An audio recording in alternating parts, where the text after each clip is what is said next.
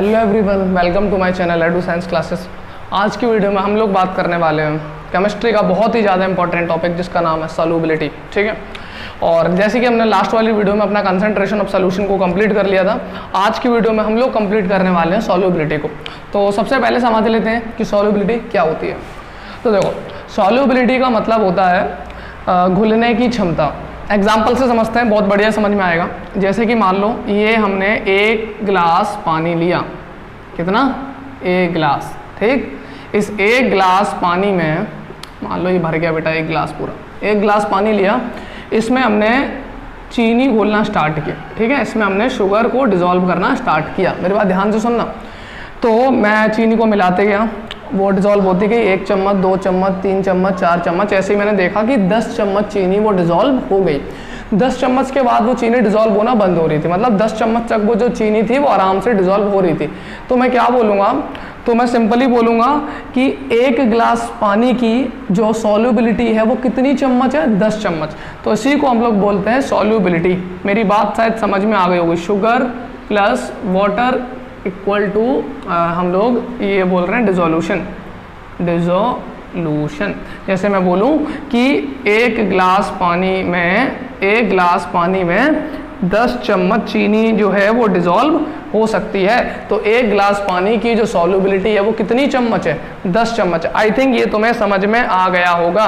The solubility of 1 glass is about 10 spoon. ठीक है, तो जो सॉल्युबिलिटी है एक ग्लास की वो लगभग 10 चम्मच है। मेरी बात शायद समझ में आ गई होगी कि क्या होती है सॉल्युबिलिटी। ठीक है, देखो इसी को लिख देते हैं अंग्रेजी में। ठीक है, amount of solvent, amount of solute, solute कौन है? तुम्हारी चीनी, नमक, जो भी है।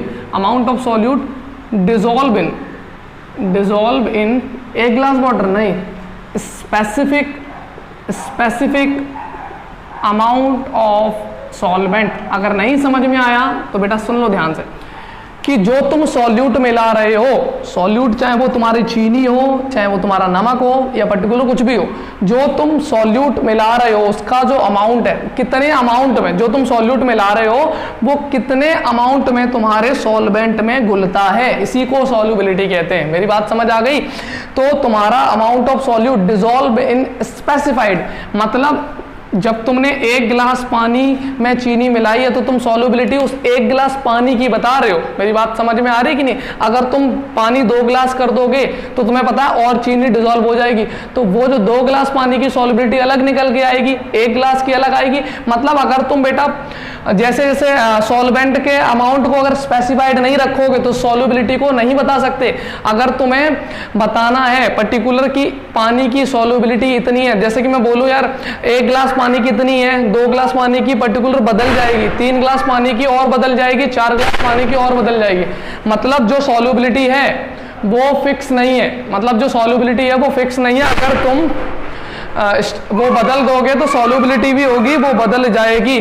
ठीक है, तो मैं यही बोल रहा था जो सॉल्युबिलिटी है वो अगर तुम बदल दोगे, जैसे कि 1 गिलास पानी की जो है वो 10 चम्मच है, 2 गिलास पानी, मतलब अगर तुम्हें सॉल्युबिलिटी को पर्टिकुलर डिफाइन करना है तो जो सॉल्वेंट है उसके अमाउंट को स्पेसिफाइड करना पड़ेगा, तब तुम स्पेसिफाइड अमाउंट की सॉल्युबिलिटी को बता सकते हो। जैसे कि पर्टिकुलर 1 गिलास पानी की जो सॉल्युबिलिटी है वो 10 स्पून है। मेरी बात शायद समझ में आ गई होगी। इसी वजह से सॉल्युबिलिटी को जब डिफाइन करते हैं तो सॉल्वेंट के अमाउंट को स्पेसिफाइड करना होता है, क्योंकि दिमाग से सोचो यार, अगर तुम सॉल्वेंट को बढ़ाते जाओगे, जैसे पानी को बढ़ाते जाओगे तो 10 चम्मच थोड़ी ना घुलेगी, अब उसमें जो सॉल्युबिलिटी होगी वो बढ़ जाएगी। तो तुम्हें जो सॉल्वेंट है उसका अमाउंट स्पेसिफाइड बताना होगा। इसी वजह से कुछ बुक्स में लिख देते हैं the amount of solute dissolve in 100 ग्राम। 100 ग्राम क्यों लिख रहे हैं? क्योंकि अमाउंट स्पेसिफाइड करना चाहते हैं वो लोग। बात समझ में शायद आ गई होगी। ठीक है, तो यही होता है तुम्हारा solubility. The amount of solute dissolve in specified amount of solvent is called solubility. I think ये तुम्हें समझ में आ गया होगा। अभी भी नहीं आया तो एक एग्जांपल और ले लेते हैं, उससे और अच्छा समझ में आ जाएगा शायद। मान लो सपोज हमने अब की बार नमक को डिजोल्व करते हैं। ठीक है, सॉल्ट प्लस वाटर। ठीक, हमने इस बार भी 1 गिलास पानी लिया। ठीक है, अब मैंने 1 चम्मच नमक डिजोल्व की, हो गई, 2 हो गई, 3 हो गई, 10 हो गई, 12 हो गई। 12 चम्मच जो तुम्हारा नमक था वो पानी के अंदर डिजोल्व हो गया। तो मैं बोलूंगा 1 गिलास पानी की पर्टिकुलर सॉल्ट के लिए सॉल्युबिलिटी कितनी है? 12 स्पून। मतलब तुम देखो सॉल्वेंट तुमने पानी रखा, अगर सॉल्यूट भी बदल रहे हो तो भी मतलब शुगर जो है उसके रिस्पेक्ट में, जैसे जैसे मैं बोल रहा हूँ 1 गिलास पानी, उसमें 10 चम्मच चीनी घुल सकती है, तो 10 चम्मच चीनी घुल सकती है तुम्हारे 1 गिलास पानी में। तो ये पर्टिकुलर सॉल्युबिलिटी शुगर के लिए है, वाटर की, समझ रहे हो। और ये जो सॉल्युबिलिटी है, मतलब इतना तुम नमक को घोल सकते हो 1 गिलास पानी में ही। देखो तुमने इस बार नहीं बदला, स्पेसिफाइड अमाउंट सॉल्वेंट का उतना ही रखा, लेकिन सॉल्यूट को तुमने नेचर बदल दिया तो भी सॉल्युबिलिटी बदल गई। मतलब सॉल्युबिलिटी किस किस फैक्टर पे डिपेंड कर रही है। अगर तुम सॉल्यूट बदलोगे तो भी सॉल्युबिलिटी बदलेगी, बिल्कुल। तो सॉल्युबिलिटी का मतलब होता है बेटा कि तुम कितना सॉल्यूट डिसॉल्व कर सकते हो स्पेसिफाइड अमाउंट ऑफ सॉल्वेंट में, इसी को हम लोग सॉल्युबिलिटी बोलते हैं। आई थिंक आप सबको क्लियर हो गया होगा। अगर अभी भी नहीं हुआ तो बेटा कमेंट सेक्शन में बिल्कुल पूछ सकते हो कि सॉल्युबिलिटी होती क्या एग्जैक्टली, ठीक है। अभी ध्यान से सुनना जो मैं बोल रहा हूँ। जैसे मान लो मैंने एक सॉल्यूट लिया, शुगर है जो, उसके मैं मॉलिक्यूल्स को ए मानता हूँ, वाटर है इसके मॉलिक्यूल्स को मैं बी मानता हूँ। दोनों को जब मिलाया होगा तो ये वो स्टार्ट होने होंगे, एक दूसरे में घुलना स्टार्ट हो रहे हैं, इसी को सॉल्युबिलिटी बोल रहे हैं। इसको हम लोग बोलते हैं डिसोल्यूशन।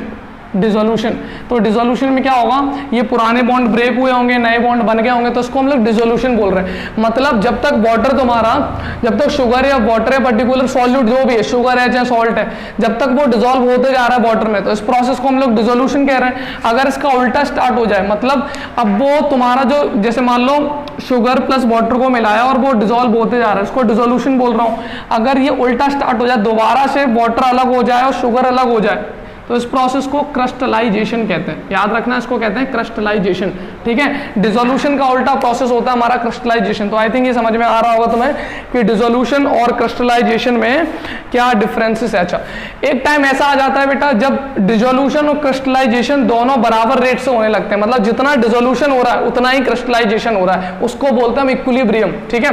एक कंडीशन ऐसी आ जाती है, जैसे मैं बोलूं 10 चम्मच चीनी के बाद 10 चम्मच तक तो डिसोल्यूशन होगा, पहले 1 चम्मच में ये वाली प्रोसेस चल रही होगी लगातार डिसोल्यूशन वाली, 1 चम्मच 2 चम्मच 3 चम्मच 10 चम्मच तक डिसोल्यूशन चल रहा होगा।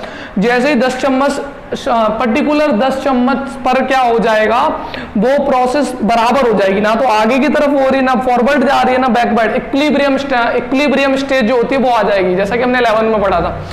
हाँ, जैसे तुम 11 चम्मच करोगे, अब वो क्रिस्टलाइजेशन होना स्टार्ट कर देगा, प्रोसेस उल्टा हो जाएगा। आई थिंक अब समझ में आ रहा होगा।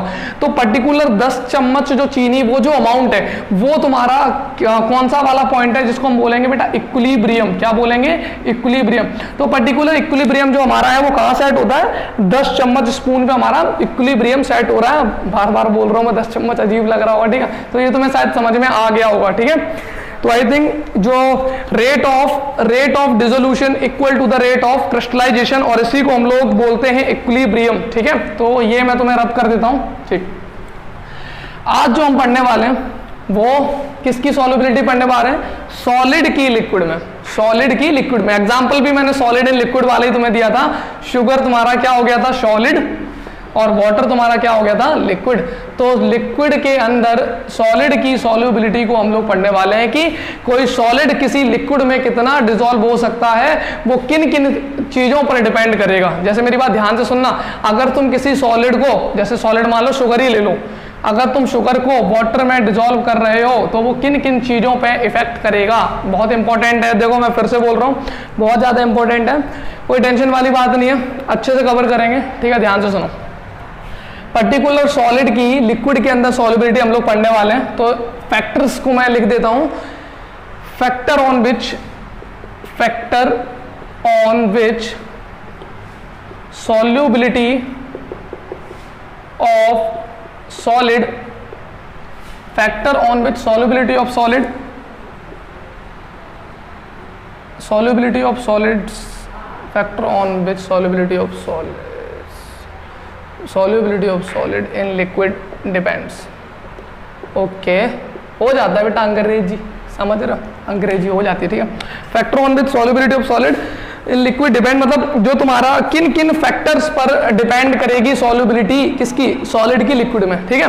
चलो समझते हैं। तो सबसे पहला फैक्टर है बेटा, बहुत इंपॉर्टेंट फैक्टर है, nature of solute. Nature of solute, जैसे कि तुम जैसे कि पर्टिकुलर तुम्हारा nature of solute and solvent, मेरा ध्यान से सुनो कि तुम घोल क्या रहे हो और किस में घोल रहे हो, बहुत इंपॉर्टेंट चीज है ये। जैसे मैं बोलूं तुम पानी में शुगर को डिसॉल्व कर रहे हो तो सॉल्युबिलिटी अलग आएगी, ठीक है। सॉल्ट को पानी में डिसॉल्व कर रहे हो तो सॉल्युबिलिटी अलग आएगी। जैसे मैं बोलूं कि 10 चम्मच चीनी जो है वो पानी में घुलती है, ठीक है, लेकिन नमक जो है बेटा 1 गिलास पानी में ही 12 चम्मच घुलता है। देखो इसको तो मैंने बदला नहीं था, 1 गिलास ही ले रहा हूँ, वाटर को तो 1 गिलास ही ले रहा हूँ, पर शुगर घुल रही है बेटा 10 चम्मच और सॉल्ट घुल रहा है कितना, 12 चम्मच। मतलब नेचर ऑफ सॉल्यूट पे डिपेंड करता है कि तुम कौन सा, नेचर ऑफ सॉल्यूट पे डिपेंड करता है कि तुम कौन सा सॉल्वेंट कौन सा सॉल्यूट किस सॉल्वेंट में घोल रहे हो। अच्छा, इसको हम बहुत इंपॉर्टेंट प्रिंसिपल से पढ़ेंगे। अगर एनसीईआरटी है तो बेटा खोल के देख लो, वहां लिखा होगा like dissolve like dissolve like, बहुत इंपॉर्टेंट है। लाइक डिसॉल्व लाइक मतलब ये हुआ, ध्यान से सुनना, मतलब ये हुआ एक जैसी चीजें एक जैसी चीजों में घुलेंगी, एक जैसी चीजें एक जैसी चीजों में घुलेंगी। क्या मतलब हुआ इसका, सुनो, polar dissolve in polar, polar dissolve in polar and non polar dissolve in non polar. मैं इसको रब कर देता हूं, बहुत अच्छे से समझ में आने वाला है ये। फिर polar dissolve in polar and, इसका मैं स्क्रीनशॉट ले लो जल्दी से, फिर मैं ये रब कर रहा हूं, ठीक है। Polar dissolve in polar and non polar dissolve in non polar. जैसे मैं बोलूं बेटा सॉल्ट तुम्हें पता पोलर होता है क्योंकि Na+Cl-, ये देखो पर्टिकुलर पोल्स होते हैं इस पर। वाटर भी पोलर होता है H+OH-। यहाँ पर दोनों के दोनों, चाहे सॉल्वेंट देख लो चाहे सॉल्यूट देख लो, दोनों का नेचर बेटा पोलर है। और हमारा प्रिंसिपल भी बोलता है कि लाइक डिसॉल्व लाइक, एक जैसी चीजें एक जैसी चीजों में घुलती है। ये हमारा आयनिक है, देखो NaCl आयनिक है, इसको हम पोलर बोल रहे हैं। ये H2O भी हमारा आयोनिक है, और आयोनिक वाली चीजें आपस में इंटरेक्ट बहुत जल्दी करती हैं। इसी वजह से बेटा ये 12 चम्मच घुल गया। चीनी 10 चम्मच क्यों घुली, क्योंकि बेटा शुगर नॉन पोलर है, इस पर पर्टिकुलर आयोनिक नहीं है, ये नॉन आयोनिक है। लेकिन वाटर तुम्हारा कैसा था, आयोनिक। अब नॉन पोलर वाला अगर पोलर में डिसॉल्व करोगे तो बेटा होगा डिसॉल्व, पर उतना नहीं होगा। तो आई थिंक तुम्हें समझ में आ गया होगा। इसी वजह से ये 10 चम्मच घुला और ये 12 चम्मच घुला, मतलब ये कम घुला और ये ज्यादा घुला, क्योंकि salt and water they both are polar in nature, but in the case of sugar in water, sugar are non polar whereas water is polar in nature. अंग्रेजी देख लेना, ठीक है, कोई इशू नहीं है यार। तो मैं यही बोल रहा हूँ, जो वाटर है पर्टिकुलर वो तुम्हारा पोलर नेचर का है, शुगर नॉन पोलर है, इसी वजह से वो कम डिसॉल्व हो रहा है। यहाँ सॉल्ट वाटर में दोनों का नेचर पोलर है, इसी वजह से वो ज्यादा डिसॉल्व हो रहा है। मैं यही बोल रहा हूँ एग्जैक्टली, यही चीज मैं तुम्हें बताने वाला हूँ कि लाइक डिसॉल्व लाइक, एक जैसी चीजें एक जैसी चीजों पे डिपेंड करता है। तो सॉल्युबिलिटी बेटा डिपेंड करती है तुम्हारा सॉल्यूट का नेचर कैसा और सॉल्वेंट का नेचर कैसा, दोनों का एक जैसा नेचर है। जैसे मैं बोलूं नॉन पोलर चीजें किसमें घुलती हैं, नॉन पोलर में जैसे शुगर हो गया, और भी बहुत सारे आ जाते हैं ऑर्गेनिक सॉल्वेंट, तो ये सब ऑर्गेनिक सॉल्वेंट में घुलेंगे। जैसे बेंजीन हो गया, एनालीन हो गया, क्रिसॉल हो गया, और भी बहुत सारे। तो देखो नॉन पोलर में डिसॉल्व होगा, नॉन पोलर वाले मेनली तुम्हारे इन ऑर्गेनिक सॉल्वेंट्स में, बेंजीन इन सब में, और तुम्हारे पोलर वाले जितने भी हैं वो सारे तुम्हारे वाटर में डिसॉल्व होंगे, क्योंकि वाटर पोलर होता है, वाटर पोलर होता है। इसी वजह से तुम्हारा सॉल्ट हो गया और जितने भी पोलर हो गए वो सब वाटर में डिसॉल्व होंगे, क्योंकि like dissolve like, polar dissolve polar, non polar non polar. Non polar वाले ऑर्गेनिक सॉल्वेंट में होते हैं, क्योंकि ऑर्गेनिक सॉल्वेंट सारे नॉन पोलर होते हैं। आई थिंक अब समझ में आ रहा होगा तुम्हें, ठीक। तो मैं इसको मिटा देता हूं। तो फैक्टर, पहला फैक्टर क्या हो गया, लाइक डिसॉल्व लाइक, एक जैसी चीजें एक जैसी चीजों के अंदर डिसॉल्व होती हैं। तो ये पहला फैक्टर था, जो सॉल्युबिलिटी जिस पर डिपेंड करती है, किसकी, मेरी तुम्हारी, या सॉलिड लिक्विड की, सॉलिड की लिक्विड के अंदर, सॉलिड की लिक्विड के अंदर जो सॉल्युबिलिटी डिपेंड करती है। पहला प्रिंसिपल था बेटा लाइक डिसॉल्व लाइक, ये नोट करते जाना, बहुत इंपॉर्टेंट है। अगला जो फैक्टर है वो है बेटा टेम्परेचर, बहुत इंपॉर्टेंट है। टेम्परेचर पे सॉल्युबिलिटी कैसे डिपेंड करती है, जैसे मैं बहुत अच्छे एग्जांपल से सुनाऊं, बहुत अच्छे, ये ऐसा समझ लो जैसे पानी है और चीनी ले रहे हैं, तब से पानी में मैं शुगर को डिसॉल्व कर रहा हूं। 1 गिलास पानी में, दुनिया जानती है कि, दुनिया नहीं जानती, मैंने जो एग्जांपल दिया उसको समझ लो। 1 गिलास पानी में 10 चम्मच चीनी डिसॉल्व हो सकती है, तो 1 गिलास पानी की जो सॉल्युबिलिटी पावर है वो 10 स्पून है। यही मैं तुम्हें बोल रहा हूँ एग्जैक्टली, 1 गिलास वाटर की जो सॉल्युबिलिटी है वो कितनी है, 10 स्पून है। तो 1 गिलास वाटर में 10 स्पून डिसॉल्व हो सकती है, लेकिन स्पेसिफाइड टेम्परेचर पर, या पर्टिकुलर टेम्परेचर पर, या कांस्टेंट टेम्परेचर पर, या रूम टेम्परेचर पर। अगर मैं बोलूं 1 गिलास पानी में 12 चम्मच चीनी क्या डिसॉल्व नहीं हो सकती है, बिल्कुल हो सकती है, अगर तुम टेम्परेचर को बढ़ा दो। मेरी बात समझ रहे हो? मतलब यार टेम्परेचर बहुत इंपॉर्टेंट रोल प्ले करता है सॉल्युबिलिटी में। देखो मैं तुम्हें बोल रहा था कि एक गिलास, मैंने अधूरी बात बताई थी इसी वजह से, सुनो, एक गिलास पानी में 10 चम्मच चीनी डिसॉल्व हो रही है, लेकिन एक फिक्स टेम्परेचर पर, एक फिक्स टेम्परेचर पर अगर तुम उससे टेम्परेचर बढ़ा दोगे तो सॉल्युबिलिटी बढ़ जाएगी, क्योंकि ये प्रोसेस जो है बेटा वो एंडोथर्मिक है। बड़ा अजीब अजीब बोलते जा रहा हूं मैं, कॉम्प्लिकेटेड कर रहा हूं मैं, नहीं सुनो।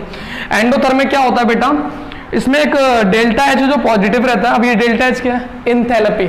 देखो हमने एक चीज पढ़ी थी थर्मोडायनेमिक्स में, जब सिस्टम से हीट एब्जॉर्ब होती है तो पॉजिटिव होता है, सिस्टम से हीट रिलीज होती है तो सिस्टम नेगेटिव होता है, ठीक है। Work done by the system negative होता है, work done on the system positive होता है। क्लास 11 में पढ़ चुके हम थर्मोडायनेमिक्स में।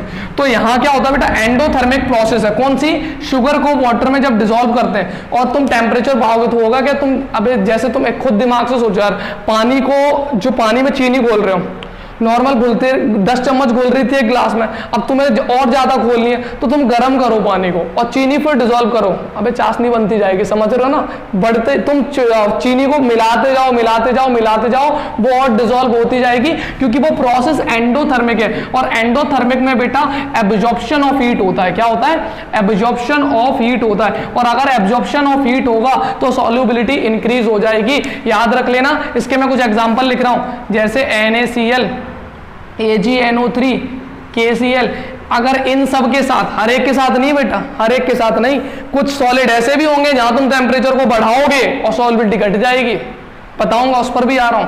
पहले मैंने तुम्हें वो वाले सॉलिड बताए जैसे NaCl, AgNO3, KCl, Ki, ये पर्टिकुलर वो तुम्हारे सॉल्यूट हैं। अगर ये तुम्हारे नॉर्मल टेम्परेचर पर या 10 चम्मच, जैसे मैं बोल रहा था रूम टेम्परेचर पर ये 10 चम्मच या 15 चम्मच जो भी तुम्हारा डिसॉल्व हो रहा है, लेकिन अगर तुम टेम्परेचर को बढ़ा दोगे तो इनकी सॉल्युबिलिटी बढ़ जाएगी, लेकिन पर्टिकुलर इन्हीं सॉल्यूट के लिए, क्योंकि ये एब्जॉर्प्शन ऑफ हीट करते हैं। मेरी बात समझ आ रही है? एब्जॉर्प्शन ऑफ हीट करते हैं, ठीक है। तो एब्जॉर्प्शन ऑफ हीट वाले में सॉल्युबिलिटी इंक्रीज होती है और increasing in temperature. Important point है, नोट करके रख लो।